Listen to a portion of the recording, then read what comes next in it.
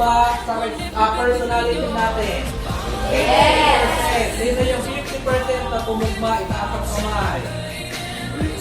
Okay, now, timer, sleep, work, and sleep. The order of priority based on your preference. Isulat sa pasunod sino. Ito yung sagot.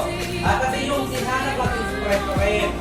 Ibig sabihin, yung priorities natin sa buhay ang hinahanap natin. Tignan natin kung tumama. Sino ang number 1 priority yung cow? Okay, very good. Sino po yung sheep?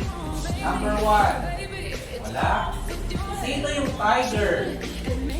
Okay, 1. Sino yung horse? Okay, meron tayong dalawa. Sino yung pig? Okay, marami yung pig. Please define your priorities in life. Ano kung ilang percent yung sumama or tamama?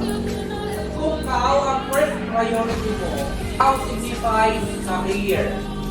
Ibig sabihin, kailangan mo muna tapusin yung college mo, mag-college degree, kailangan mo muna magtapos ng pag-aaral. Ito yung pinaka